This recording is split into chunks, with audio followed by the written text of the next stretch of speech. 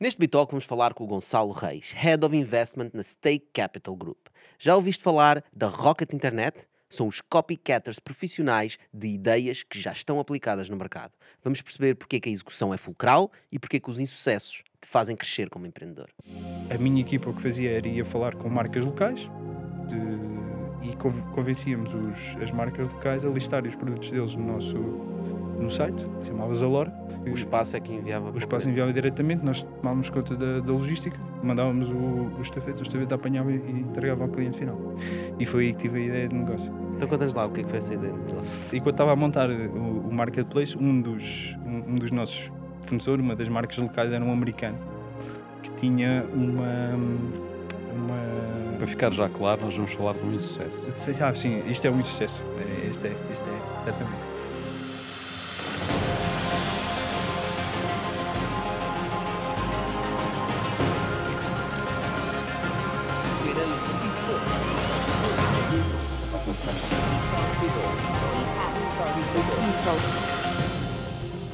Olha, Gonçalo, e tu? Tu nasceste numa aldeia muito pequena. Que aldeia é essa? Chama-se Montalvo, Montalvo. do Conselho de Constância, Distrito de Santarém. Conta-nos lá assim, rápido, numa nutshell, o que é que te fez fugir dessa aldeia? Ou o que é que te inspirou? Não foi bem fugir. Mas o meu contexto é... Os meus pais sempre trabalharam por conta própria, os meus tios trabalhavam por conta própria. O irmão do meu pai tinha uma fábrica, uma serralharia na altura, uma carpintaria.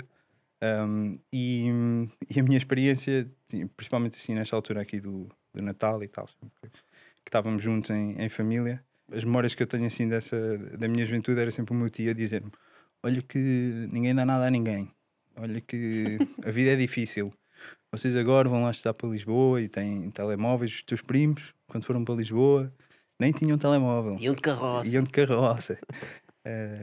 Faziam uma chamada uma vez por semana, tinham que ir ao telefone.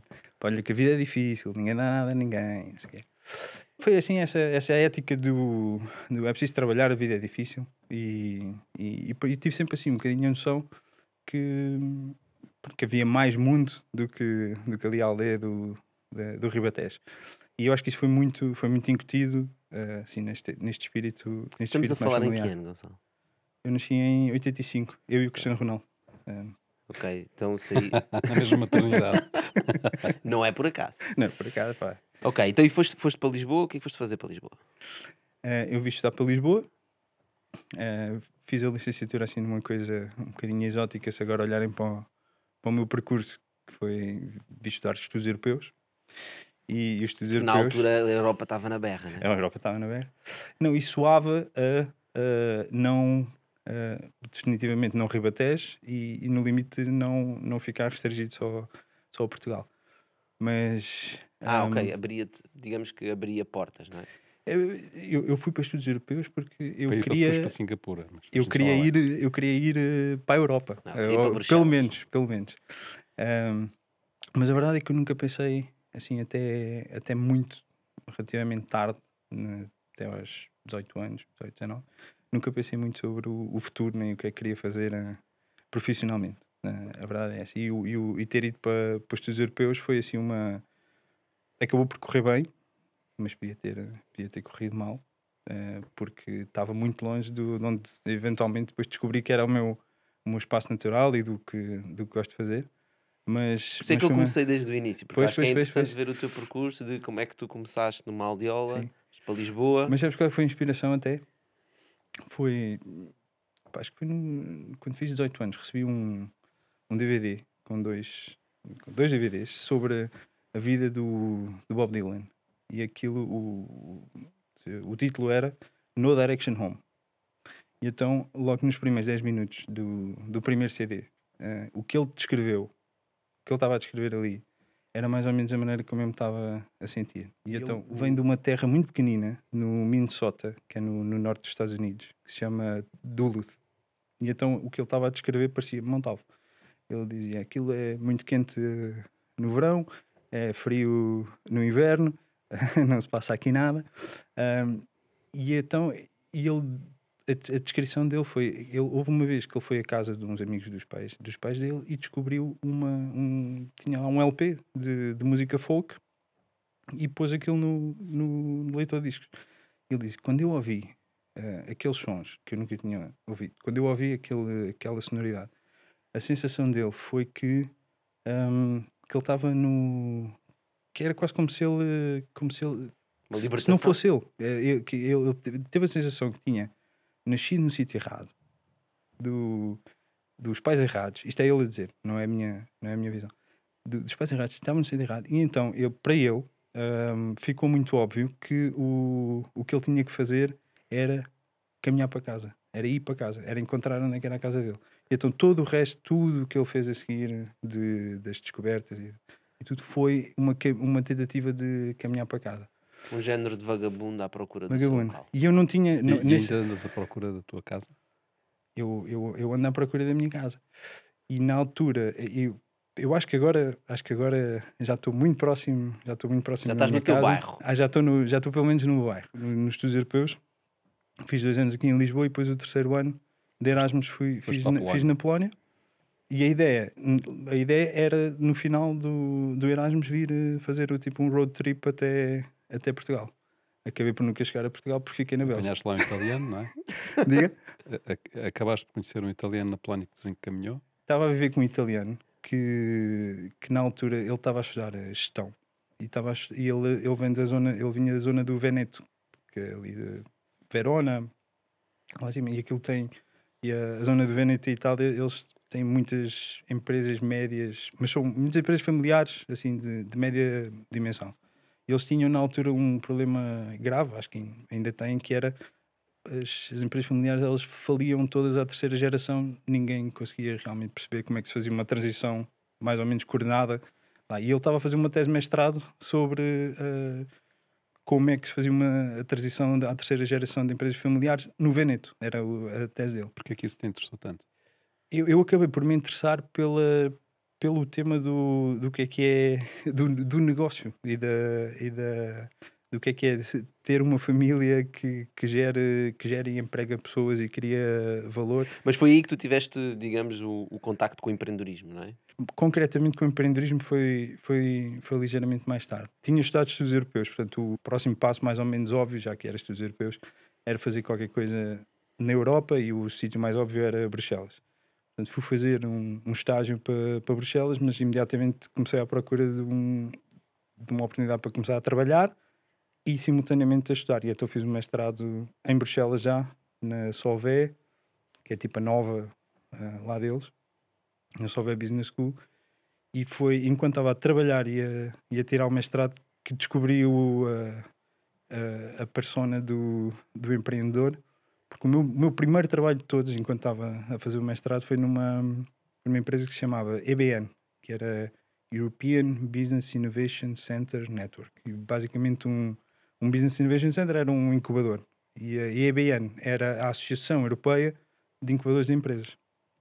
Então os sócios da EBN eram incubadores por toda a Europa. Só que na EBN, os meus colegas, eles queriam ir todos trabalhar para a Comissão Europeia. E cada vez que eu entrava no incubador, haviam lá 3 malucos que iam mudar o mundo e que iam criar uma empresa. Eu apaixonei-me por esta personagem. Tu vais trabalhar para a Accenture, não é? Sim. E depois saltas da Accenture para a Rocket Internet. Certo. E acho que isto é um tema muito interessante sobre a Rocket por acaso, Internet. a Rocket Internet é um tema interessante. Primeiro, o que é a Rocket Internet? A Rocket Internet, eu perdi um bocadinho de contacto, mas a Rocket Internet agora é muito diferente do que era na altura. O que é que era na altura? Portanto, na altura foram 3 irmãos alemães que basicamente descobriram um modelo de negócio. Descobriram o Santo Grau. O Santo Grau. Copiavam. Eram os chineses. Sim, mas copiavam, mas não era só copiar. Porque aquilo era uma grande parte do segredo deles era a execução, não era só copiar. E então o primeiro grande sucesso que eles tiveram Espera bem, mas qual era o modelo? O modelo, no fundo, o modelo de negócio era, eles descobriam eles iam aos Estados Unidos. negócio digital que já estivesse a funcionar nos Estados Unidos, viam o que é que estava a dar e replicavam exatamente copycat o modelo em regiões menos óbvias. Por exemplo, Na qual é altura- que era o exemplo grande da O altura? primeiro que eles fizeram e que foi o maior o sucesso, Groupon. eles copiaram o eBay. O eBay. eBay. O Oliver Sammer, que era um dos 3 irmãos, que depois era o CEO da Rocket, ele fez não sei se foi a tese de mestrado ou o que é que foi, em Stanford ou o que foi, em Silicon Valley, e ele descobriu o eBay, veio para a Alemanha, montou um modelo exatamente igual e passado 6 meses ou o que foi, o eBay veio e comprou por 50 milhões. Aliás, o modelo deles era precisamente esse. Eles não construíam para desenvolver. Eles copiavam uma coisa que estava a dar sucesso nos Estados Unidos e imaginavam que essa empresa depois tinha que vir para a Europa. Sim. Então o que eles faziam era preparavam o terreno na Europa. Então faziam uma empresa exatamente igual, Sim. com os mesmos objetivos, mas na Europa, que crescesse rapidamente. Eles punham dinheiro, eles investiam dinheiro Sim, a sim. sério nisso, milhões, não é? Portanto, essa empresa crescia e quando o grande dos Estados Unidos queria vir para a Europa, a coisa mais óbvia era comprar o concorrente europeu.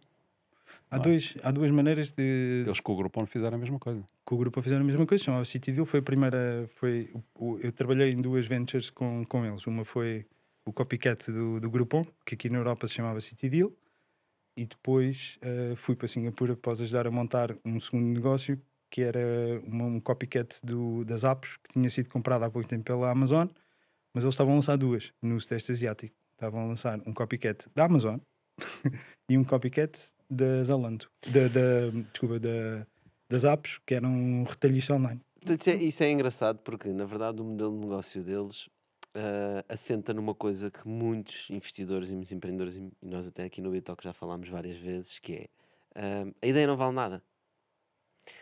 Não é? E nós fartamos de falar disso, tipo, eu tenho muitas ideias no chuveiro de empresas que posso criar. Oh, eu tive a ideia da Uber. Yeah, right. E então o que eles acabaram por pensar foi, para que é que nós estamos a ter ideias? Não é? Vamos simplesmente agarrar em quem já está a fazer coisas e está a ter sucesso e está focado no seu mercado. E porquê é que eles conseguiam fazer isto? Acho que é importante perceber. Porque um eBay, não é? Quando lançou nos Estados Unidos, os Estados Unidos é um mercado gigante. Tem muito trabalho para fazer. Tem muita coisa que tem que descobrir. Coisa que os irmãos da Rocket Internet não precisavam descobrir porque já tinha sido descoberto pelo eBay, né? Tinham simplesmente que adaptar às novas realidades. Mas o eBay está focado nos Estados Unidos. Não tem tempo para estar-se a focar em França, Alemanha, Itália, whatever.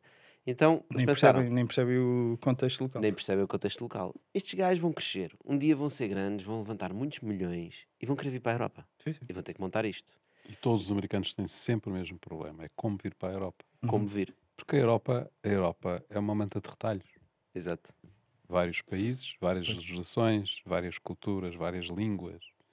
É o fim da macacada. Portanto, se tu vens para a Europa e podes comprar logo uma empresa que está instalada em vários países europeus e que já é grande E e que é tem igual a ti, igualzinho, é um copycat, não é? Só É um tens que mudar o nome, copycat. é só mudar o URL. Não, mas foi. É Mas, genial. mas Não, é fazia genial. parte. Pois é, há muitos copycats por aí, mas nós aqui no Bitalk queremos conteúdo original. Queremos conteúdo que te faz pensar, que te faz questionar e que te faz crescer como pessoa. Fazia parte da proposta de valor deles para os próprios investidores que eles tinham. Eles diziam: olha, vocês têm 2 opções. Investem em ideias que são muito embrionárias e ok, sim, é verdade, se correr bem, vocês ficam bilionários, mas há uma alternativa. Vocês não têm que tomar o risco da inovação. Eles conseguiram inverter Inverter o pitch, inverter né? o pitch. Eles disseram, não, vocês estão a comprar menos risco. Na verdade, eles criaram uma nova retórica, uma nova estratégia de construção de empresas e depois montaram uma máquina muito eficiente de angariação de capital. Porque tu não vais simplesmente copiar num eBay. Estavas a dizer, Sim, eBay sim. normalmente são coisas que é preciso muito investimento. E como eles criaram uma história diferente, uma estratégia diferente, conseguiram também.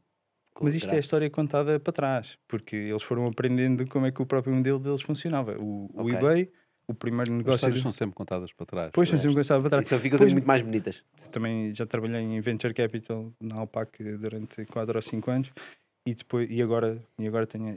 Há quantas vezes, todos os dias, os empreendedores me vêm falar da história do Steve Jobs e como é que ele fez. Mas isso é o Steve Jobs. O Steve Jobs é provavelmente o melhor marketeer que o mundo já viu e ele está-te a contar uma história para trás. Mas nunca ninguém conta a história do Stripe, que agora é tudo automatizado e querias uma conta a clicar num mesmo botão, mas Steve no Jobs. início eles estavam a fazer o provisioning das accounts Não te esqueças que à mão. à mão. Mas à mão. mesmo o Steve Jobs foi despedido da Apple, não é?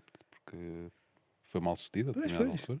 E com a Rocket aconteceu um bocadinho isso. Eles foram percebendo, porque o City Deal, na verdade, que era a copycat do Groupon, o City Deal não tem este critério. O City Deal não tem barreiras à entrada. Só voltando então à minha história, eu era o City Manager do Porto. Quando o Groupon quis vir para a Europa, acho que ainda pagaram 250 milhões, que não é brincar.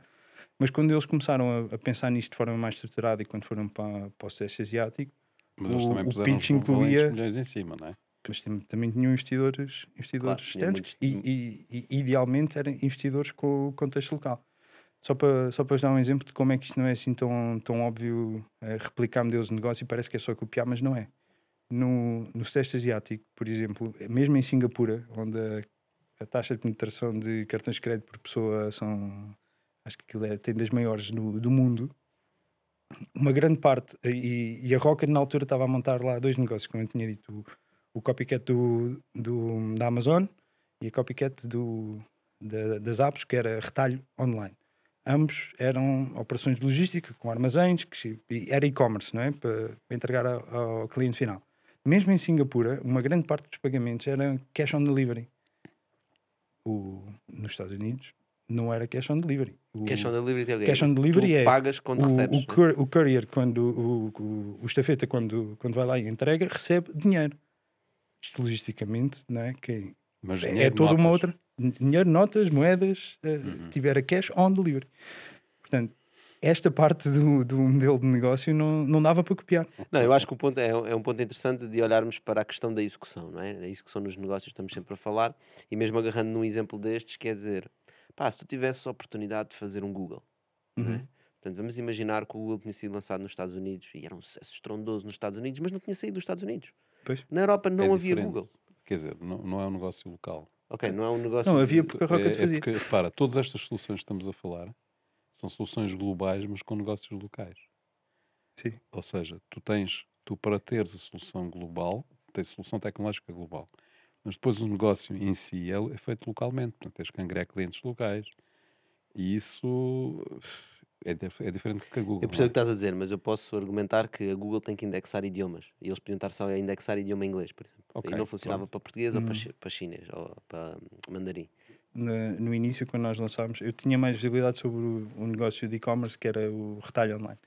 E então, no início, a equipa que foi para lá essencialmente eram portugueses, até foi um colega meu que estava no City Deal, que era o deputy, que era o meu deputy do Porto e do City Manager de Lisboa, que era o Rui Bento, que depois lançou o Uber aqui em Portugal.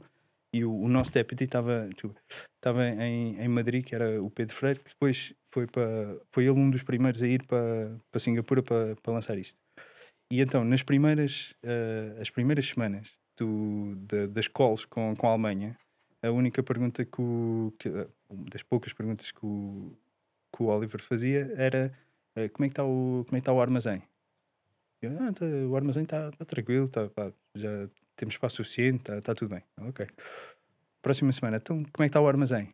Não, o armazém está bom, está tranquilo, temos tudo organizado, sabemos onde é que estão os produtos. Okay. Terceira semana, então, mas como é que está o armazém? E para olhar o armazém está uma confusão, já não encontramos, tivemos e ele, boa. Eu assim, boa. Então se o armazém está a arder, é porque o marketing está a funcionar. Focavam-se ali em dois ou três KPIs, indicadores.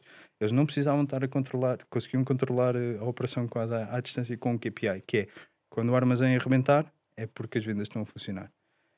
Passado 2 ou 3 semanas, chegaram o que eles chamavam os grown-ups, que eram os alemães que vinham, que eram literalmente mais grown-ups, porque a equipa inicial eram portugueses relativamente jovens, que era o pessoal que vinha depois organizar e montar a máquina. Conta da operação. Mas só depois dos portugueses arrebentarem com o armazém.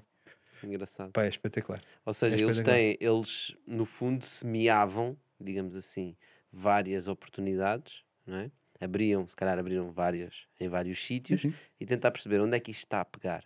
E tinham 1 ou 2 KPIs que olhavam muito claramente para perceber se aquilo está a pegar.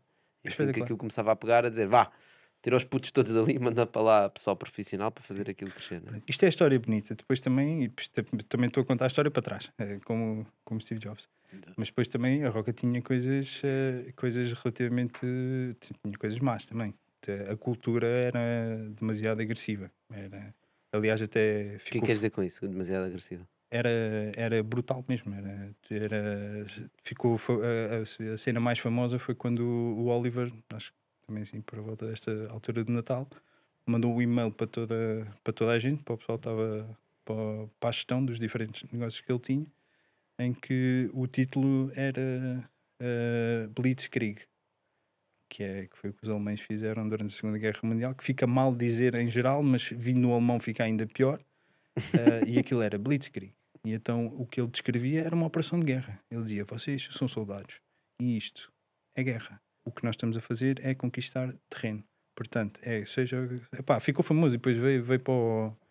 Tipo, saiu nas notícias e tudo, que alguém deve ter enviado o e-mail. Licado, não é? Mas era um bocadinho assim: Associaram a Hitler logo. havia politics, aquilo era só macho alfa.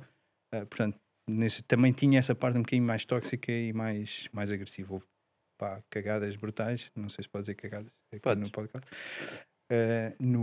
Na China, por exemplo, com a operação do grupo online, que foi um desastre. Portanto, também há coisas que. Mas estamos a correram falar mal. de coisas, estás a falar de práticas menos aceitáveis em termos legais, ou estamos a falar Não. simplesmente de muito Não, culturalmente exigência? era assim, não, É era cultura, era um bocadinho. Sim, mas cultura, muita quando pressão. queres dizer cultura tóxica ou cultura de exigência, não é? Porque uma coisa é Não a era só cultura dos dias na exigência. Uber, não é? Não era Aquela só cultura. exigência. Não era só exigência. Era para lá da exigência, era coisas que eram desnecessariamente agressivas. Eu, por exemplo, como City Manager do Porto, aquilo a operação do City Deal ou do Groupon era bastante simples, né, de certa maneira. O City Manager controlava uma equipa comercial em cada uma das cidades que geria e depois tinha o apoio do back-office. No nosso caso estava em Madrid. Mas o que a equipa comercial fazia era ir falar com cabeleireiros e com restaurantes e convencê-los a fechar descontos para algumas ofertas. E aquilo havia um ranking dos comerciais e os comerciais eles tinham que fazer um retorno de pelo menos 500% do custo deles. Quem estivesse no fundo da lista ia à vida no final do mês. Ninguém me explicou isto no primeiro mês. Então no final do primeiro mês, tipo os meus tinha a minha equipa comercial, fiz o tipo kick-off da manhã e era dia de receber o ordenado. Um deles não recebeu o ordenado. E ele no final veio falar comigo e disse: olha, eu acho que já toda a gente recebeu o ordenado, mas eu ainda não recebi. Eu disse: olha, pois, é verdade, nós estivemos a falar esta semana da performance, estavas em último, eu não sei se está relacionado com isso, mas deixa-me verificar. Liguei para Madrid.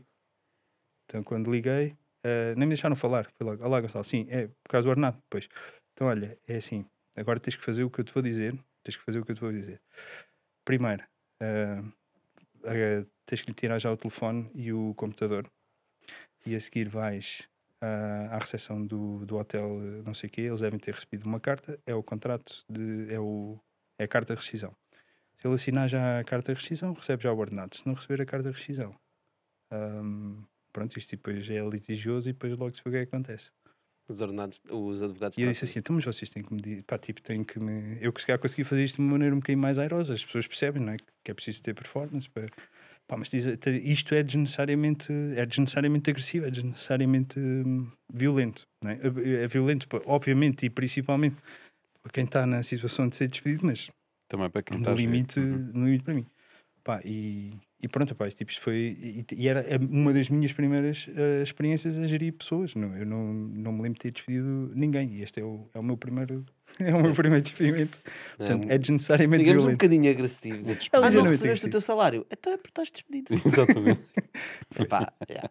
Percebo, ok, Pronto. percebo. Então Ok. a minha pergunta está respondida. Olha, então foi nessa altura, quando começaste a ver essa cultura toda. Ora bem, tu- mas acho que há aqui um tema muito Diz. interessante que é já agora a questão da Groupon, não é? Ok, dá-lhe. É engraçado como há determinado tipo de tecnologias que geram uma moda, não é? Portanto, o Groupon fez, no fundo, pôs aquilo em digital, algo que já existia também, não é? mas cresceu desmesuradamente, chegou a ser uma empresa gigante.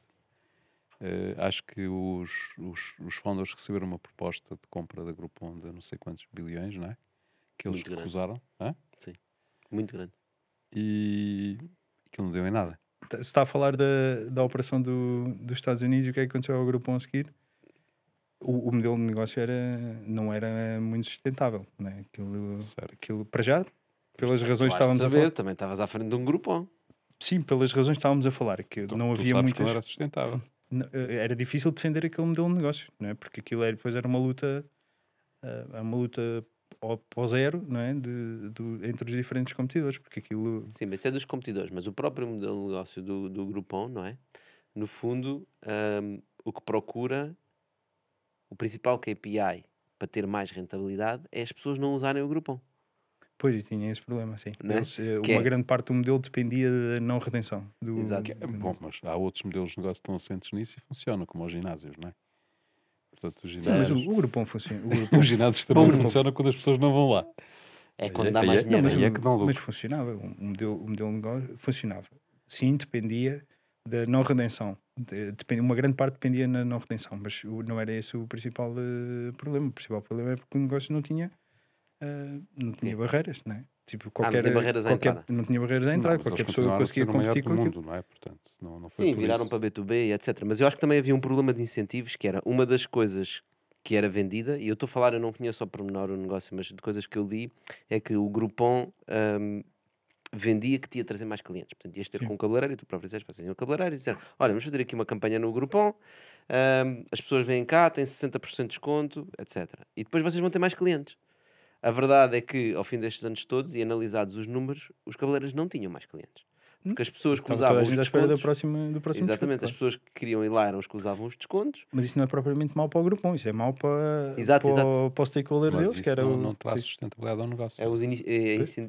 os incentivos dos clientes ou dos parceiros da Sim, Groupon. em geral, se tens um negócio que cria dificuldades ao principal parceiro, não é? Que no limite era quem estava a prestar o serviço, sim. A minha entrevista demorou talvez 45 segundos.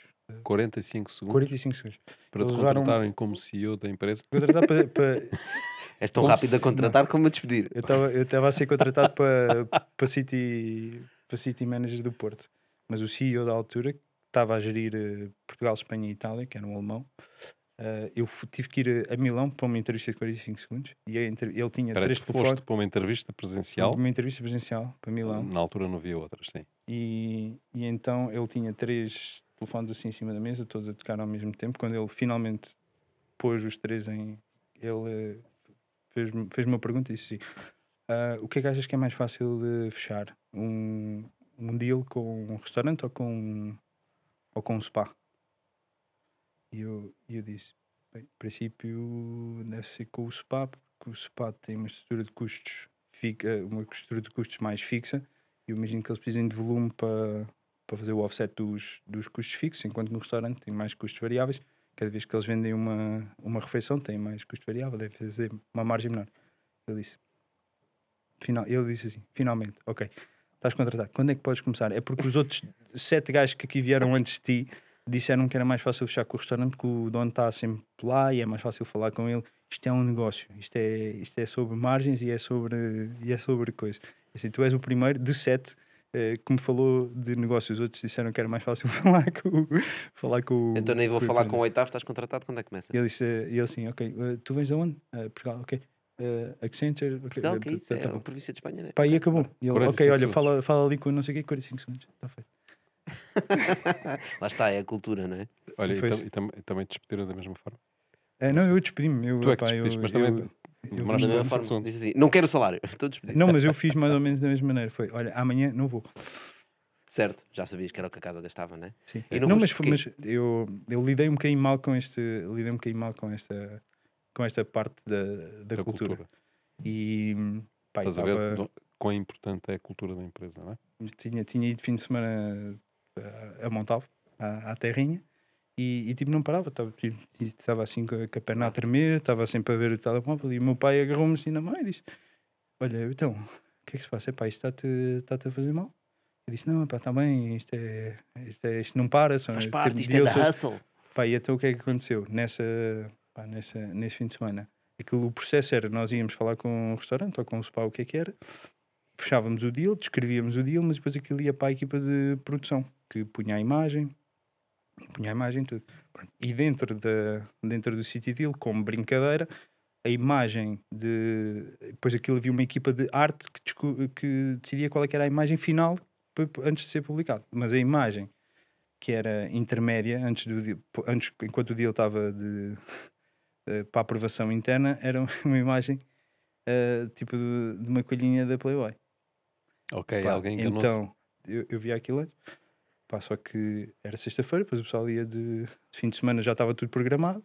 Pá, tive que andar a acordar gente em Madrid às 2 ou 3 da manhã. Hã? Mas a acordar porquê? Para puxar o deal para trás, para Mas não publicar. estavam a arrebentar as visitas? Pensar, arrebentar, aí a não, Groupon entrou na não indústria de não sexo. pode ir o próprio restaurante, imagina o que é o restaurante, Cara, ver mas com uma não colhinha chegou a da sair para a rua? não chegou, não saiu. não chegou a sair, chatice. não tu chegou a estragaste sair, tudo. mas não saiu porque eu estava acordado Então, às tu 2 da não manhã devias ter- a ver o Tu não que- te devias ter despedido, tu devias ter se despedido. Exato, se Por não tivesse deixar acontecido. sair a por não colhinha. deixar sair a colhinha. Mas despediste porquê? O que é que foste fazer? Foste fazer uma coisa, não? Despedi-me sem plano B. Depois, na altura, eu ainda estava a viver em Bruxelas. A minha base era Bruxelas, mas tinha vindo aqui para Portugal durante esse período para trabalhar no grupo. Bom, depois voltei para Bruxelas. E enquanto estava em Bruxelas, já a pensar na vida e o que é que ia fazer a seguir, o Pedro, que era o meu deputy aqui do City Deal, disse: olha, há esta cena aqui em Singapura, é uma coisa completamente diferente, não tem nada a ver com esta loucura do Groupon. Vamos lançar um canal, vamos lançar um negócio de e-commerce. Pá, porque é que não... Pá, vem. Porque não te já juntas? agora, porque é que não te juntas? E depois juntamos já, mas a primeira equipa já tinha começado. Eu acho que cheguei lá tipo 1 ou 2 semanas antes de irmos live com o site, e eu fiquei responsável por montar uma parte que era relevante do negócio lá, que era o marketplace deste negócio de e-commerce. E o marketplace, na verdade, era Também ter- tinhas fotografias de colhinhas, também aposto. tem fotografias. Não, mas porque na altura, para lançar um site de e-commerce, havia 2 maneiras de nós termos produto para vender no site. Uma era falar com as marcas, com os representantes locais, da Boss e da Adidas, e seja o que for, localmente, e comprar inventário, pôr no nosso armazém e vender.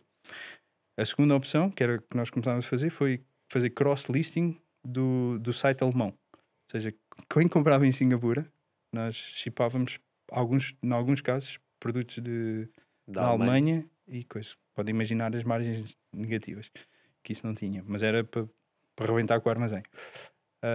A terceira opção Era para mostrar que tinham demand. para mostrar né? que tínhamos demand e que funcionava. A terceira opção era nós montarmos um marketplace, tipo uma Farfetch local, em que a minha equipa o que fazia era ia falar com marcas locais e convencíamos as marcas locais a listarem os produtos deles no site, que se chamava Zalora, e depois era dropshipping direto. Ou seja, cada vez que tínhamos uma compra, nós tínhamos que... O espaço é que enviava O para espaço cliente. enviava diretamente, nós tomávamos conta da logística, mandávamos o estafeta apanhava e entregava ao cliente final. E foi aí que tive a ideia de negócio, Ok, que é o próximo passo. ok. Então conta-nos lá o que é que foi essa ideia de negócio. E quando estava a montar o marketplace, um dos nossos fornecedores, uma das marcas locais, era um americano que tinha uma Para ficar já claro, nós vamos falar de um insucesso. sim, isto é um insucesso. Este é, certamente. Ele tinha uma marca de t-shirts que se chamava Nine Fountains, mas ele tinha um modelo interessante, ao contrário das outras marcas todas que já tinham produtos ali e era só listar. E ele tinha 7 cores de t-shirts e pá, uns 300 prints diferentes os quais podia fazer a t-shirt. E o que ele fazia era, ele no Photoshop, ele me fazia a montagem, tipo uma t-shirt branca com um dinossauro, seja o que for, dava-nos as imagens, nós punhamos no marketplace, quando havia uma compra, nós me dizíamos, olha, esta t-shirt vendeu. E ele ia à estante, tirava a t-shirt, tinha lá uma maquinazinha, imprimia o dinossauro e chipava para nós. E eu pensei, olha, isto é interessante, mas porque é que é ele que me está a dar... Porque ele era assim mais criativo. Está a dizer, então, mas se calhar, se eu lhe dissesse o que é que está a vender, ele podia fazer no Photoshop coisas que em princípio vendiam mais. E então fui ver as nossas vendas históricas e disse, olha, experimenta lá fazer, esquece lá aí a t-shirt de cor-de-rosa e a verde, dá-me só brancas, pretas, tipo 80%, e depois cinzentas, olha, e não ponhas aí assim coisas muito espampanantes, mete só frases simples. Pá, e então dei-lhe, basicamente passei-lhe isso, ele fez no Photoshop e deu uma coleção de volta, e nós, em 2 meses seguidos, ele vendeu mais do que a Nike e a Adidas em t-shirts juntas no site.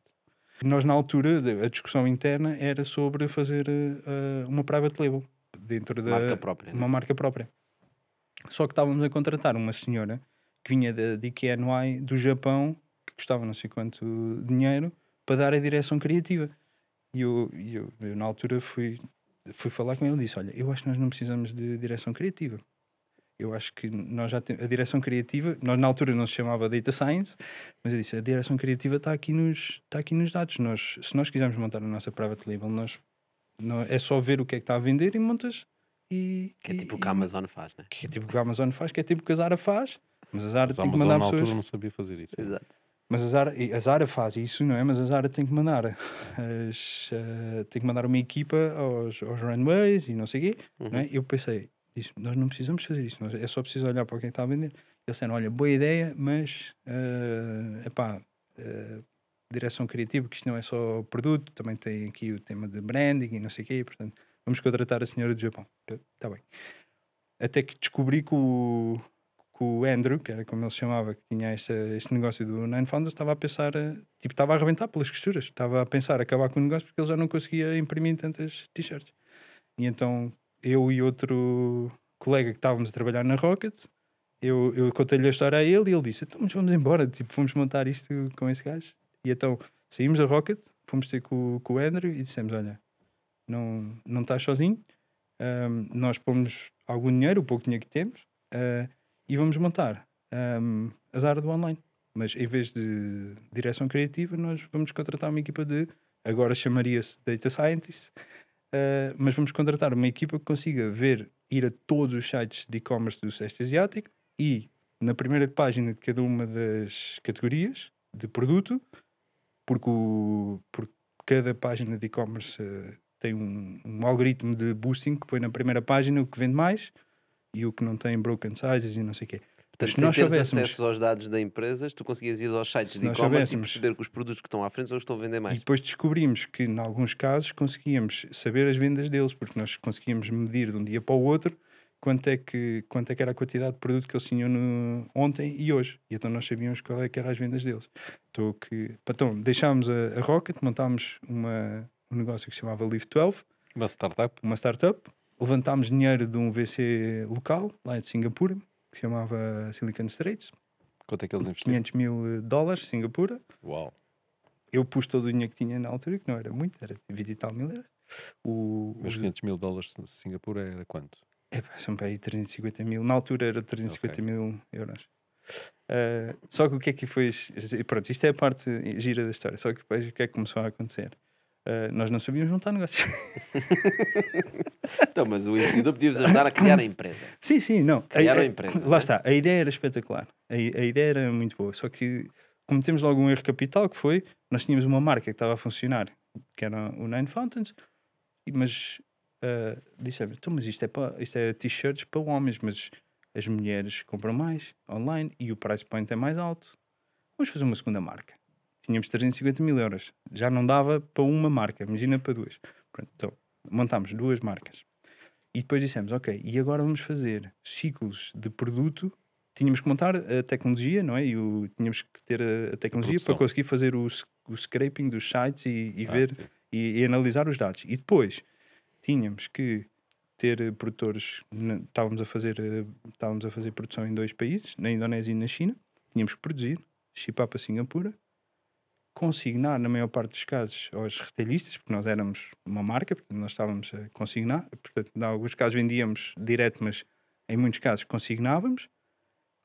eles vendiam e depois pagavam-nos. E na altura, portanto, o Andrew, que fazia as t-shirts, era criativo. Eu tinha alguma experiência de gestão, mas estava principalmente responsável pelo tema das operações, porque aquilo era uma operação. Nós tínhamos warehouses, tínhamos tudo, e eu tinha a experiência da Rocket, eu fiquei com a parte da operação. O outro membro da equipa, que era um indiano, ele estava a preparar o fundraising e essas coisas todas. Só que nós estávamos a gerir a empresa com o P&L só, com a demonstração de resultados. Só que há mais dois. Há balanço e há o cash flow. Pá, e então aquilo no P&L funcionava, né? Porque nós tínhamos boas margens, vendíamos e não sei o quê. Só que o cash flow. Tipo, o cash flow, nós tínhamos um cash flow que, em alguns casos, chegava quase a 6 meses entre pagar aos chineses e receber o dinheiro do retalhista. Pá, estás a ver? Isto é completamente rookie. Portanto, quando nós fizemos 3 coleções, as vendas tínhamos na demonstração de resultados estávamos positivos, mas... Portanto, vocês fizeram, só para perceber, portanto, vocês pensaram, ok, vamos fazer esta marca, nós compramos t-shirts a tanto, isto custa-nos tanto a produzir, nós sabemos como nós vendemos a Y, portanto, o que a gente vende menos o que a gente gasta, menos que a gente isto dá ganha, este lucro. está este lucro. Só que quando é que o dinheiro chega à conta? quando eles nos pagarem. O plano de cash flow é diferente, é já... olha para quando é que o dinheiro entra e sai e em que alturas, não é? Em que altura é Portanto, que... podes ganhar muito dinheiro com o negócio, mas se esse dinheiro demorar 12 meses a entrar e entretanto não precisas tiveres dinheiro para manter a operação, não chegas aos 12 meses. Não chegas aos 12 meses. Que foi mais ou menos o que nos aconteceu, e nós só... Isto já era... O contexto já era difícil. Porque as vendas estavam boas, não é? As vendas estavam boas porque nós vendíamos, e essa era a parte impressionante. Queria, não é? Essa era a parte impressionante, e foi por isso que nós levantámos dinheiro. E realmente, eu acho que nós tínhamos nós descobrimos um modelo muito interessante, porque nós vendíamos mais de 90% do que comprávamos. A maior parte das marcas não vende, em alguns casos não chega a vender metade. Nós vendíamos muito bem, porque nós sabíamos que ia vender. Como é que vocês sabiam que tamanhos é que iam vender? Porque tínhamos os dados, nós sabíamos. Mesmo dos tamanhos. Nós sabíamos os tamanhos. Nós, quando íamos, a Rocket passou a ser o nosso cliente. Foi o nosso primeiro cliente. Quando fizemos a primeira coleção e fomos à Rocket e mostrámos à equipa de buyers a nossa coleção, eles disseram, ficamos com tudo, isso está a vender imenso. Nós já sabíamos que estava a vender imenso. Nós tínhamos visto, nós estávamos a acompanhar, nós sabíamos que tinha vendido imenso. e ela assim, devias ter dito, dinheiro à frente.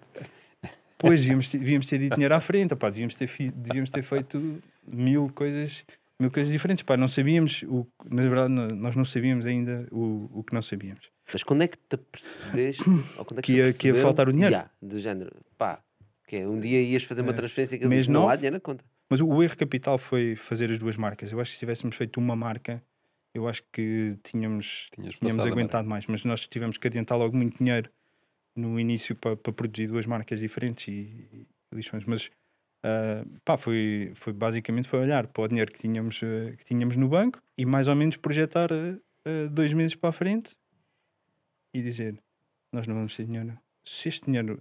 nós temos que pagar... Os chineses estão-nos a pedir dinheiro para continuar a produzir. Nós temos este dinheiro no banco. Se nós pagarmos aos chineses, ficamos com 1 mês para pagar ordenados. Temos a certeza que vamos receber este dinheiro do produto que consignámos ou não? E quando fizemos a conta, reparámos que tínhamos tipo 1 mês de runway. 1 mês de runway. Na altura, e depois a alternativa era o quê? A alternativa era levantar dinheiro. Era ficar em Singapura, levantar dinheiro e coisa. Mas nós olhámos uns para os outros e dissemos, nós não... No mês nós não conseguimos levantar dinheiro no mês, não conseguimos levantar dinheiro no mês nestas condições, e depois, sinceramente, nós queremos estar metidos nesta confusão. Porque vocês não sei se estão a ver o que é a complexidade que é gerir uma operação com compras na China, com armazém em Singapura. Tipo, aquilo era duríssimo. Eu deixei de trabalhar 12 horas. Então, peraí. 12 ou 14 horas. Vocês tiveram foi um pretexto para desistir. para fazer um chamado um pivô. Um pivot. O pivot quer fechar a empresa e fazer outra coisa. Pá, e nós fizemos as coisas e dissemos, olha, se nós pararmos agora, conseguimos pagar a toda a gente, ficamos à espera que o dinheiro entre, ainda conseguimos devolver a maior parte do dinheiro ao investidor, nós não vamos receber nada, mas livramos provavelmente Desta ideia. desta ideia. Pronto, epá, e qual assim foi fizeram? a minha... E assim fizemos, pá, decidimos, falámos com toda a gente, dissemos, olha, a ideia está a funcionar, mas cometemos aqui, talvez, um erro. Pronto, depois Muito bom. despedimos toda a gente, Interessante. ficámos à espera, pá, depois ficámos lá 6 ou 7 meses, eu depois não fiquei, ficou o Andrew só à espera que o dinheiro entrasse, devolvemos e fechámos a empresa. Portanto, Aqui a devolveram grande o dinheiro ao sorte, investidor, que tinha investido os 350 mil euros. não devolvemos tudo, infelizmente, mas nós então, Mas devolveram uma nós parte. eu fui a zero. Devolveram uma parte, né? Devolvemos uma parte, mas não conseguimos, mas ele não teve retorno no investimento. Portanto, cá está, não foi uma... Isto para é uma história de insucesso, diria. Muito interessante. Olha, muito obrigado por teres partilhado isso. Sabes, nós aqui também temos uma história de sucesso e que normalmente sai desta frigideira. Ok. Ok? Nesta frigideira tenho aqui alguns ingredientes, vou-te pedir para escolheres um e Ok. para abrires o envelope. Opa, batatas. Então podes abrir e ler o que está aí. Lê em voz alta. Não tem mais nada, só um. Se pudesses ter escolhido um país para nascer, qual seria e porquê? Ahá! Opa! Se pudesses ter escolhido um país para nascer. Agora depois, isto é depois de toda a tua caminhada já, de Pois. descobrires Pois. que não é da... Onde é que é o teu road home? Apesar de tudo, acho que estou muito... Isso não é o politicamente correto, vais dizer? Não, estou muito contente de ter nascido em Portugal. Ok. Eh, Porquê? Pá, porque depois desta caminhada toda e todos os sítios onde eu passei, apesar de tudo, acho que ainda temos um país bonito. Temos todas as condições para poder ter assim uma vida até mais confortável. Se conseguíssemos corrigir aqui alguns temas da política nacional, mas acho que é um país que tem gente boa, bom tempo, boa comida, boas pessoas. Tu estás a dar essa resposta claramente para não levares porrada em casa. Para não levar porrada em casa. Eu já percebi Sim. isso. Não é? Mas sinceramente Fizeste aí um gesto que me levou a pensar isso. eu quando cruzei os braços, não foi? Quando foste buscar quando mexer cheguei no aqui, não. anel. Sim, porque não consegui levar a minha mulher para mais lado nenhum, portanto. Olha, Gonçalo, obrigado por teres partilhado a primeira história assim mais clara de insucesso aqui no Bitalk. Mas tem E- mais. E vais partilhar já a seguir na nossa edição Extended. Pessoal, a de vocês, muito obrigado por estarem aí desse lado. Já sabem, estamos nas plataformas digitais, se quiserem continuar a ouvir esta conversa. Um abraço a todos, voltamos para a semana. Gonçalo, mais uma vez obrigado. Obrigado. Obrigado a todos. Done. Obrigado. Olha, Gonçalo, e há aqui um tema que nós não falámos, para que eu queria falar também, que é como é que tu foste sugado para o mundo cripto? Porque a verdade é que nós falamos Epá, mas destas tens- coisas todas, não é? Podemos ir a essa, mas eu acho que estamos a passar por cima só Ok. de provavelmente do período que eu acho que foi assim mais Então vamos lá a esse mais primeiro. formativo. Vamos a esse primeiro. Mais formativo. Tu falaste que tiveste todos insucessos, querias partilhar. Há muitos micro insucessos, mas assim do tamanho do Leaf 12, se é que pode ser um insucesso, quer dizer, foi um São MBA aprendizagens, relativamente barato, vá. Foi um MBA barato. Mas foi insucesso no sentido em que o negócio não funcionou, mas teve coisas muito boas. Uma delas foi, no processo, conheci um português que na altura estava em Singapura, a trabalhar na McKinsey, que é o Luís Santos, que estava no processo de sair da McKinsey para vir também para Portugal para montar um fundo de capital de risco, que era a Alpac Capital.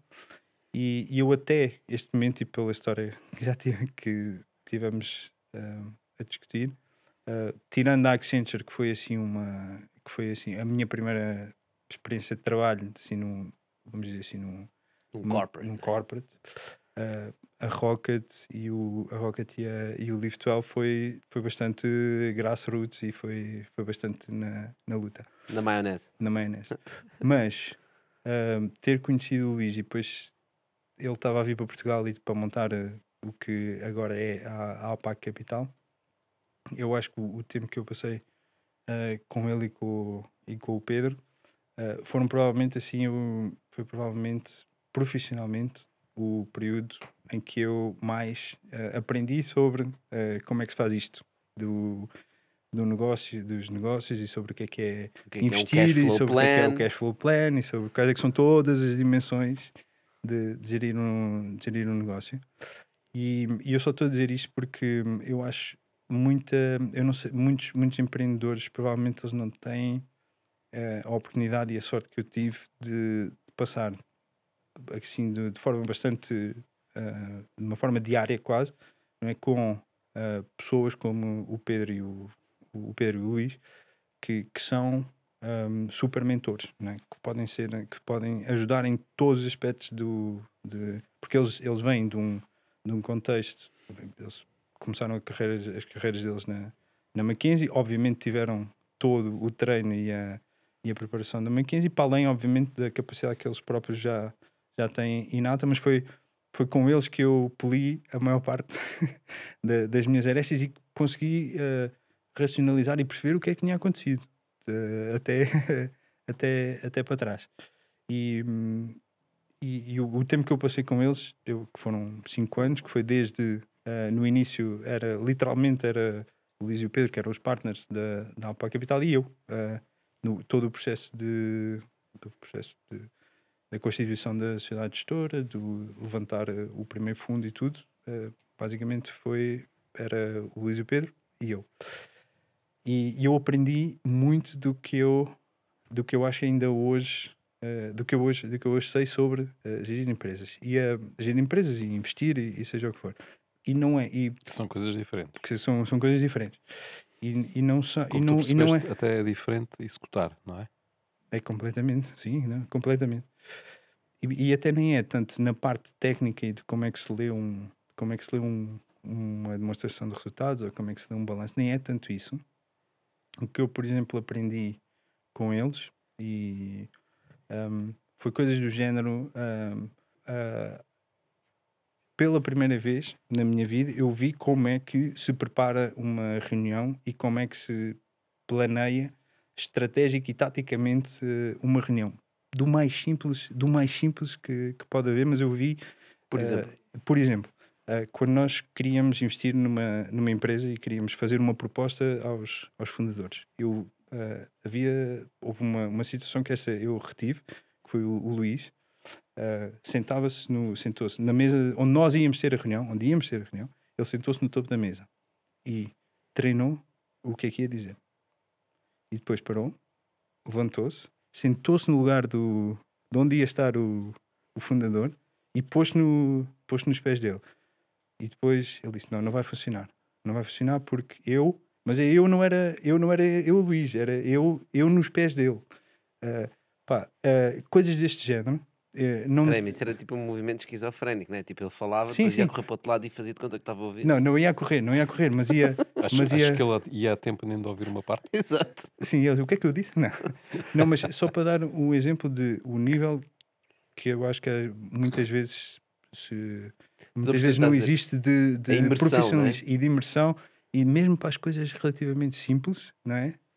Pode parecer uma coisa simples que é dar do lado do venture capital, dar a proposta, mas não há só o lado do venture capital, há também o outro lado. E esta obsessão com preparar e fazer isto, muito disto, o feedback direto, não guardar não guardar nada por dizer, isto serviu-me formou-me muito da maneira como eu hoje acho que tu hoje deve... Faço isso e principalmente, que é a última parte provavelmente aqui da discussão, que é o que eu estou a fazer agora dos criptos. Dos criptos. A maior parte da nossa equipa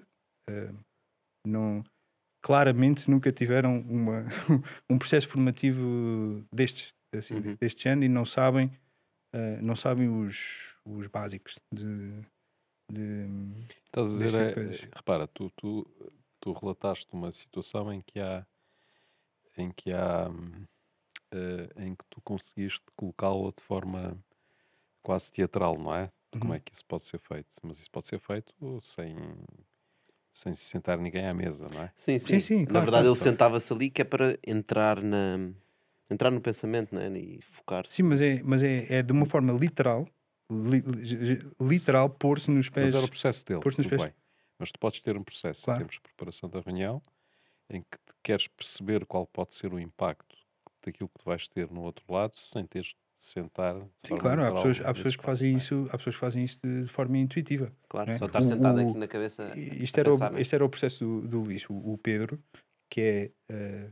Eles os dois são altamente complementares, mas o Pedro faz isto não precisa de andar à volta da mesa a sentar. O Pedro faz isto de forma intuitiva. Aliás, o Pedro provavelmente já viu isto, já viu 3 passos à frente e Eu possível. acho que às vezes também é preciso colocar-se a jeito.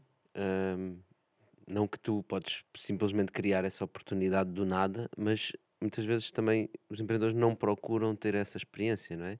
E eu falo muitas vezes com empreendedores que estão acabados de sair da universidade e a primeira coisa que querem fazer é ir trabalhar para uma startup, E criar uma querem ser startup CEOs logo. e querem ser Sabes os lá o founders e que os é? CEOs. E eu normalmente digo sempre: epá, qual é uma área que te apaixona? É desporto. Ok, vai trabalhar para uma startup de desporto. Vai trabalhar para uma startup de turismo. Vai trabalhar para uma startup qualquer onde possas aprender com os fundadores que lá estão, não é? E que já. E de onde vais poder tirar uma bagagem, de onde vais poder tirar experiência em vez de andar sozinho a bater com a cabeça na parede. Sim, e eu acho que é, sinceramente, a melhor maneira de ser empreendedor, no limite, era primeiro expor-se a este tipo de era tentar expor-se o máximo a pessoas que já fizeram isto antes e que já têm e que podem ser role models e que nos podem ensinar como é que se faz. Pessoas podem ver como é que se faz. E eu acho que muitas vezes, sinceramente, eu acho que é possível que os empreendedores não tenham. Saltam 3 ou 4 passos. Saltam 3 ou 4 passos para a frente. Sem quererem passar por este, querem logo ser CEOs, ser CEO de uma CEO de Mas uma provavelmente depois não ganham tempo com isso, porque acabam por ter que dar 3 passos atrás, não é? Epá, É um... Sim. Mas pois é é possível. difícil tu convenceres do contrário se a pessoa já tiver essa Sim, e não, essa é vontade. possível que alguns empreendedores tenham isso de forma Mark natural. Zuckerberg O conseguiu, né? Zuckerberg. Não, mas mesmo o Zuckerberg teve que depois ter o Adult Supervision também. O Google, o Sergey e o Larry tiveram que ir buscar o Schmidt, não é? Que era quem na verdade Sim, era o mas o CEO em Zuckerberg não perto. foi buscar ninguém lá para a frente, né? Tem os gajos que estão à volta dele, mas não. Que ele Mas continua a ser a cara. tinha o Peter Thiel que lhe deu. Sim, Que o pôs meteu-lhe a baixo mãozinha por cima. pôs a mãozinha por cima, de certeza que não era só o Peter Thiel e tinha lá mais gente. Depois tinha a Cheryl, que na verdade é quem fazia as operações. Certo. Então, e tu depois saíste da Alpaca e foste para a Zinnier, né? Depois fui para a Zinnia. Zinnier. Sim, Que é onde estás hoje. não. Não. Não. Foste para General Manager da Europa, não é? A Zinnier era uma startup já não era startup, era scale-up de Silicon Valley, que tinham levantado uma Series B e estavam nos Estados Unidos, mas o que eles faziam era a Zinnier tinha uma plataforma de o cliente deles eram telecomunicadoras e utilities, eles vendiam uma solução de desculpa, Para telecoms. não, de field service, desculpa, de field service, tipo uma OutSystems, como a OutSystems tem uma plataforma, Uma aplicação de field service. uma aplicação de field service para O que é empresas field que fazem. service? Desculpem lá a minha Bem, ignorância. desculpa. É a prestação de serviço É em qualquer- casa do cliente, ou Ok. tudo o que é operação na rua. Qualquer empresa que instale, repare Ok. ou tenha que manter algum tipo de equipamento, tipicamente na rua. As telecomunicadoras instalam a fibra no chão ou instalam as torres de telecomunicações. Normalmente têm que enviar técnicos para poder, Ok. para E que tinha uma corrigir. plataforma que ajudava a E gerir a essas Zinnier equipas? a Zinnier tinha uma plataforma que basicamente harmonizava todo o processo de field service dessas empresas, desde a geração do ticket, que era do trabalho que era preciso fazer, a coordenar todo o As equipas, despachamento etc. E e porquê que depois foste uma para lá? solução mobile. Eu fui para lá porque o CEO desta empresa era o meu colega que tinha. Eram os dois co-founders da Zinnier, foram os meus co-founders de Singapura. Ah, o Portanto, tal o mundo é das o t-shirts. mundo é muito pequeno. Pá, eu tive 5 anos a trabalhar na Alpac Capital e durante esses 5 anos eles foram primeiro para a Índia, depois foram para a Índia e depois para os Estados Unidos, montaram este negócio e levantaram imenso dinheiro. E depois, na altura, o próximo passo era Não vir sabiam como é que haviam de vir para a gastar o Europa. dinheiro, chamaram. Não sabiam como vir gastar dinheiro e eu dei-lhes uma opção para gastar o dinheiro. E basicamente a ideia era, eles queriam sair dos Estados Unidos e abrir a Europa. E precisavam de E alguém para gerir a precisavam de alguém operação. para gerar a operação e pensavam que era a mesma coisa do que abrir 4 ou 5 estados nos Estados Unidos. Contratas uma equipa de vendas e é só. E eu disse, olha, não é assim tão simples, sabes? Que o pessoal fala línguas diferentes, os franceses e os ingleses são relativamente diferentes. Nós precisamos de pensar bem como é que se faz este go-to-market, porque senão podemos rebentar aqui grande parte do dinheiro que vocês levantaram. Mas correu muito bem. Tive lá 2 anos e meio, quase. E no final do ano passado tivemos finalmente duas grandes vitórias duas grandes vitórias comerciais aqui na Europa, com 2 clientes muito grandes no Reino Unido, 2 telecomunicadoras que compraram a solução. Uma delas é um contrato de quase 2 milhões por ano. E Sentiste que trabalhar atingiste o trabalhar remotamente para São Francisco com 8 horas de diferença e tudo estava a ser duríssimo Pronto, e é aí que aparece o chateou-me. Julian. E é aí que aparece o Julian, que eu cometi o erro de convidar para o meu casamento o ano passado, e desde o casamento que ele me andava a chatear, porque se eu explicando quem é que é o Julian. O Julian é um O DGen. é um DGen, é um crypto bro que fez o trajeto mais ou menos comum dos crypto bros iniciais, que era, para já ele é francês, fez a école préparatoire e especializou-se em matemática e física. E quando começou a trabalhar, uma das coisas que ele começou a interessar era por sistemas distribuídos e não sei o quê. Portanto, obviamente, quando Foi veio parar ao quando Crypto veio Web3. quando veio a blockchain e a Bitcoin e não sei o quê, aquilo era, para ele, no início era tipo quase como se fosse um jogo. Ele começou a fazer a mineração de Bitcoin lá no sótão, porque eu percebia tanto de sistemas distribuídos como de física, matemática e criptologia. Tornou-se lá num Bitcoin maximalist, até que foi ele que fundou tipo uma dos grupos de Bitcoin, porque ele na altura estava a viver em Londres, e até que ouviu em 2015, ou o que foi, ou 16, que ia haver um meetup de uma coisa que era o Ethereum, e ele, que era um Bitcoin maximalist, pensou, agarrou em mais 2 ou 3 e foi ao meetup gozar com eles. Gozar com o Ethereum. Só que quando chegou lá, quem estava lá era o Vitalik e mais. Aquilo era um meetup na altura Poucas devia ser para aí pessoas, 7 ou 8 pessoas. Um deles era o Vitalik e então ele saiu de lá um Ethereum maximalist. Virou-lhe E a ele disse: casaca. pá, pois isto realmente é outro nível. E pronto, ele começou a fazer, começou na altura, ele tinha este tema da mineração, mas o que tornou o Julian mais famoso foi o facto dele ser um dos 5 core members da Curve. Para quem não conhece, a Curve é o principal decentralized exchange, que, só for the record, é exatamente o oposto da FTX ou da Binance. Que agora é Curve Down, né? Não, é só Curve. É? Curve Finance. Eu vou falar do Curve Down. Muito bem. E então o Julian então falou o Julian- contigo e deu-te um desafio. E o Juliano disse, portanto, com o tema da curve e com o que eles andavam a fazer, para além de se meter nesses projetos todos, o que ele fazia também era, ele próprio investia como angel investor.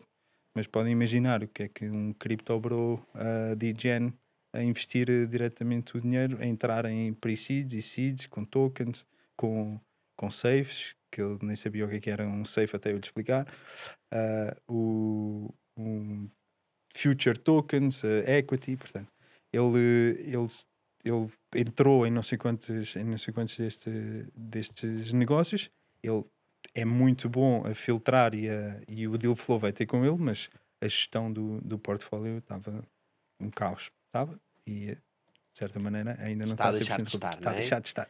Então E então ele começou-me a chatear desde o verão do ano passado para me juntar a ele e para ajudar a organizar a atividade de investimento dele dentro da Stake Capital Group, que na verdade tem Stake Capital tem duas atividades principais. Nós montamos os nossos próprios negócios e investimos. Um bocadinho aqui como a Olice Way, nós não somos um fundo, não temos dinheiro estrangeiro, funcionamos um bocadinho como um family office e investimos o nosso próprio dinheiro. Mas a ideia seria organizar a casa e preparar-nos para montarmos um dos principais grupos do Web3 na Europa, que está perfeitamente ao nosso alcance. Nós conseguirmos trazer o capital humano que é preciso e principalmente organizar a atividade e a operação, que neste momento estava demasiado dependente de gens e Crypto Bros.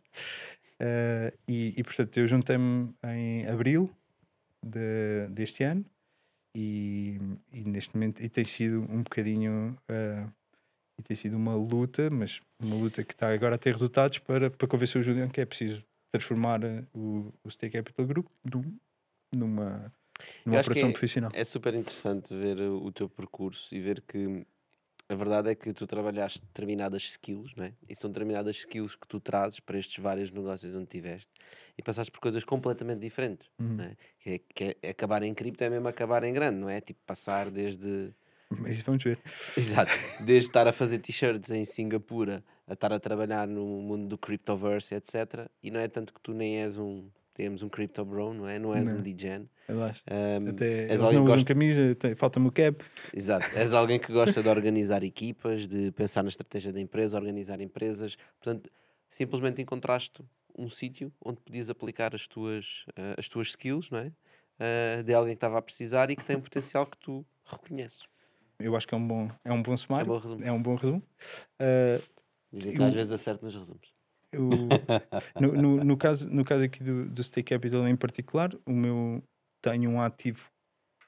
Eu tenho um ativo que é difícil replicar, que eu conheço o Julián há 10 anos e nós, antes de trabalharmos, agora de trabalharmos juntos, éramos amigos. Portanto, eu tenho uma coisa que é difícil replicar, que é ele confia em mim. Que lhe podia ter corrido mal, porque eu agora podia ter Tu tens olhado acesso a informação que ele não Tu tens... tem. eu podia ter olhado agora para a operação e agora encostava-me aqui ao tema de gerir o portfólio dele, que é impressionante. Não sei se viram o nosso site, mas aquilo é o creme de la creme da Web3. Nós investimos em coisas como a Gnosis, como ele fez o ICO do Ethereum, na Aave, em Pre-Seed. Para quem não conhece, a Aave é o principal lending protocol de decentralized do E3. Portanto, o nosso portfólio é incrível. E ele chamou-me porque achou que eu conseguia gerir este portfólio. Mas, dado que eu já tenho um bocadinho mais experiência nisto, para mim era óbvio o que é que ele me pediu. Ele não me pediu para gerir... ele pediu-me para gerir os investimentos, mas o que ele me pediu mesmo ele estava a pedir ajuda para ajudar a montar a organização. Portanto, o meu primeiro trabalho passou a ser encontrar alguém profissional ou que tenha funcionalmente a capacidade de gerir uma equipa de investimentos como nós temos que gerir, com um portfólio que são centenas de milhões de euros, que inclui alocar capital de risco, mas tem uma componente de quant. Nós temos uma operação de quant do grupo de investimento, que inclui montar engenharia. Portanto, eu não era o candidato óbvio para gerir a equipa, mas provavelmente era o único, ou dos poucos candidatos em que o Juliano podia chamar e pedir ajuda para ajudar a montar o grupo. Que, na Por uma verdade, questão de confiança, não é? pois, esse ativo é um ativo que só eu tenho. Acho que ele teve a sorte de eu ter a presença de espírito, de também conhecer também os meus limites e saber onde é que eu me encaixo. Mas está a ser espetacular. Tem aqui histórias que dá Então, para fazer um Netflix. E qual é uma que é série. o teu feeling agora? Já tinhas ligação muito cripto antes de Não, o falares com Juliano o Júlio? tinha-me obrigado há 2 anos atrás a meter dinheiro na Curve. Eu não percebi o que é que estava a fazer, nem sabia o que era a Curve, não percebi bem o que é que estava a fazer. Mas o Juliano Confiavas Juliano nele confiava nele e tal. E então comprei algum Ethereum e na altura a 300 euros, a 300 dólares, não é mal?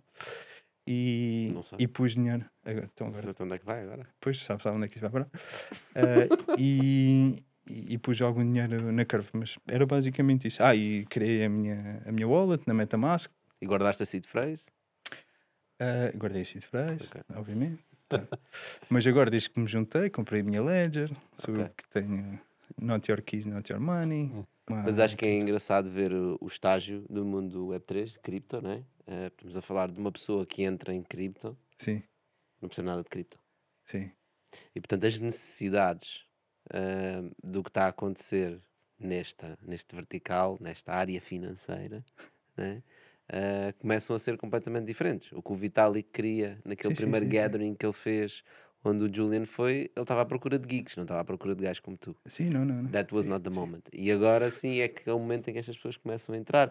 E a verdade é que o Julian criou o que criou, Não um dava. bocado sem querer. Não foi sem querer, mas não foi Estava sem no querer, sítio mas certo, no momento certo. Estava no sim, sítio certo, no momento certo.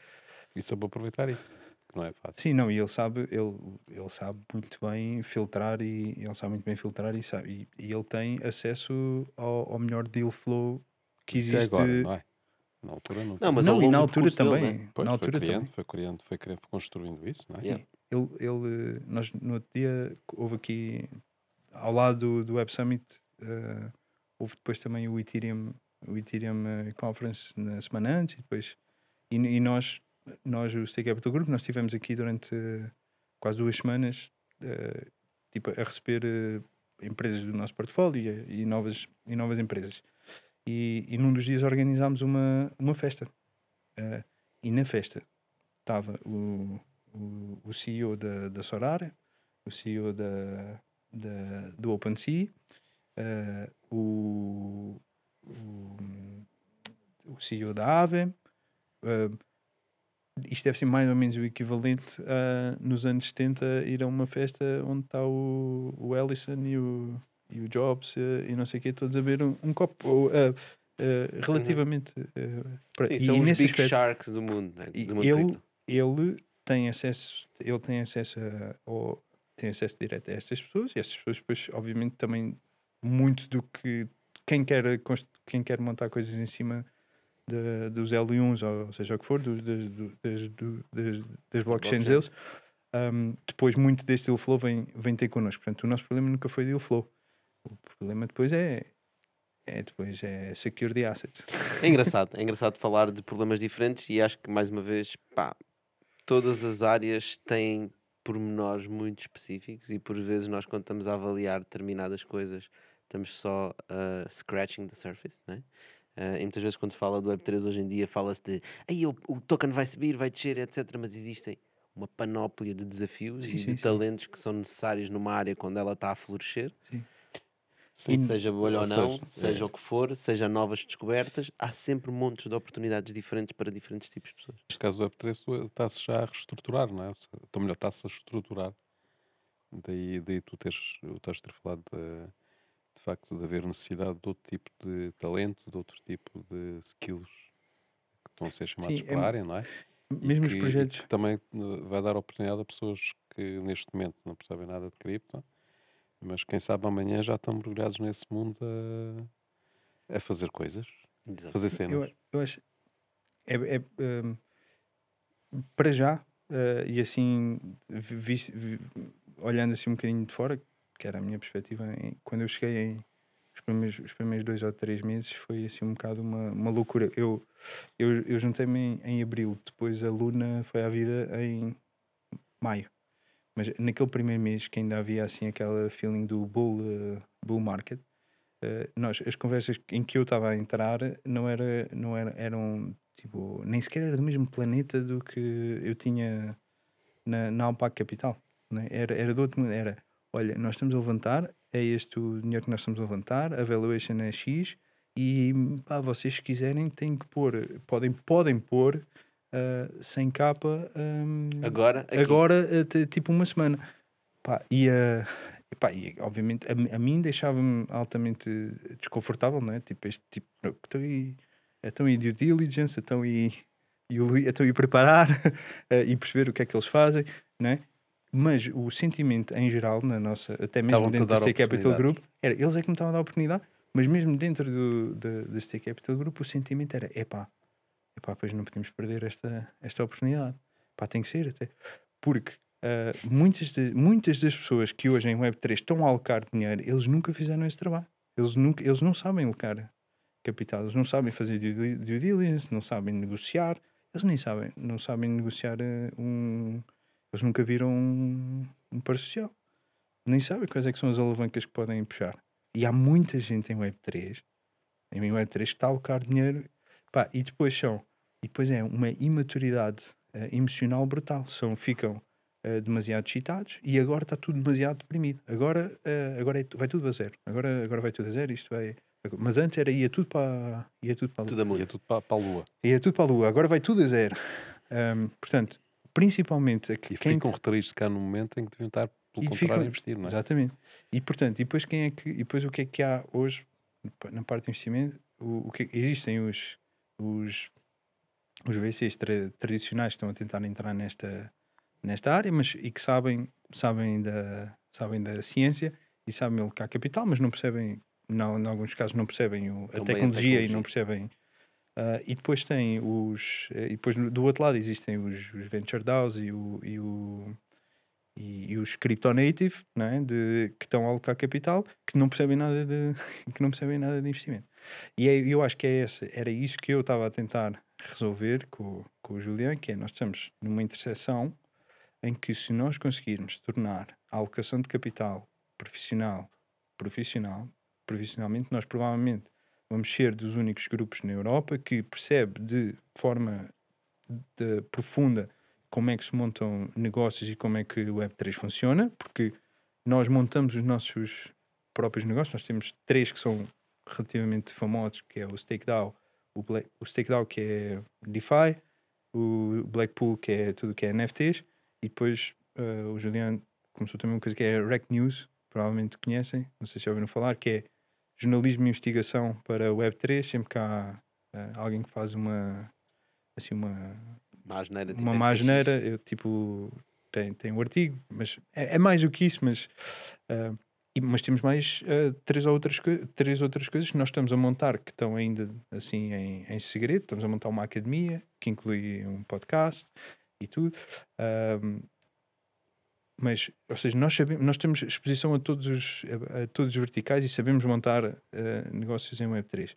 Mas depois temos a parte de investimento. Só que esta parte de investimento ela tem que ser profissionalizada. E se nós conseguirmos ter uma equipa que sabe alocar capital, que sabe fazer due diligence, que sabe negociar e ter esta capacidade de ter acesso ao melhor deal flow, montar negócios, testar a maior parte dos VCs, a maior parte dos VCs em Web3, eu não sei como é que eles fazem due diligence. A nossa due diligence é relativamente straightforward. Alguém nos vem falar de um problema. Se nós não conhecemos o problema... Se vocês não conhecem o problema, se nós não conhecemos o problema, em princípio, ele não existe. É uma solução para um problema que provavelmente não existe. Porque se o problema existe, ou no StakeDAO, ou no Blackpool, ou nas outras 1000 coisas que nós estamos a fazer, de certeza alguém tem este problema. Se alguém tem este problema, é tão simples como Ligá-lo e deixar dizer: olha, explica lá qual é que é o problema. E nós E se nós conseguimos sistematizar e profissionalizar este exercício, que, by the way, era o que nós fazíamos e muito bem, e ainda deve fazer, não é? A Alpac Capital, a maior parte da due diligence não era sentado não era a ler relatórios sobre se o mercado ia subir ou descer, ou se era pôr as oportunidades em frente do potencial comprador e ver ver se a proposta de valor tem tração ou não. E já senti, agora depois das Lunas e do FTX, mudou a forma como as startups Web3 estão a levantar capital? Ou seja, agora já te deixam fazer due diligence? Ou não se sentes que mudou? Ou tem que ser na próxima semana mesmo, os 100 mil? Agora eu Achas acho que mudou? Mudou um bocadinho, sim, pastor. Mas mudou o quê? Mudou ou melhor, mudou a stake, a capital da forma como aborda, ou mudou mesmo o mercado? Está toda a gente cheia de medo. Está toda a gente cheia de medo e não há menos as valuations estão mais controladas e o poder negocial mudou um bocadinho para quem tem dinheiro para alocar. Nesse aspecto já deixam fazer due diligence. Deixam fazer due diligence, mas esse foi o primeiro travão, foi o meu primeiro travão. Sim, mas estou a falar agora não da stake capital especificamente, mas do mercado. Mas se eles já deixam fazer... Sim, eu acho que eles agora estão... Agora o que acontece mais, o que tem acontecido mais é, agora pelo menos há uma tentativa de justificar a valuation. Agora pelo menos há uma tentativa de explicar o modelo de negócio. Mas as conversas que eu tive em abril eram coisas... Eram coisas surreais. Eram surreais. Não se falava sequer. Não se falava do modelo de negócio. Eles nem sequer tentavam justificar a valuation. Sim, é do género. Queres, não queres? Queres, não queres? Opa, olha, estou oversubscribed. Aquilo estavam todos oversubscribed e tem que se fazer tudo em uma semana. E o sentimento geral era vamos perder uma oportunidade. Agora com este Bitalk, sim, vais ter uma fila de gente a querer trabalhar para a Stake Capital. E vais ter, no fundo, para dar corpo àquilo que estavas a dizer, e vais ter uma fila de projetos também. E vais poder fazer due diligence. Vais poder fazer. Olha, Gonçalo, muito obrigado por este pedacinho extra e conseguimos chegar à cripto. Conseguimos, sim, e acho que foi muito interessante ver o percurso todo. Pessoal, obrigado a vocês por terem estado desse lado, por seguirem o Bitalk. E já sabem, nós estamos de volta para a semana, estamos nas várias plataformas digitais. Sal, mais uma vez, obrigado. Obrigado. Obrigado, Gonçalo. Obrigado. Done Extended.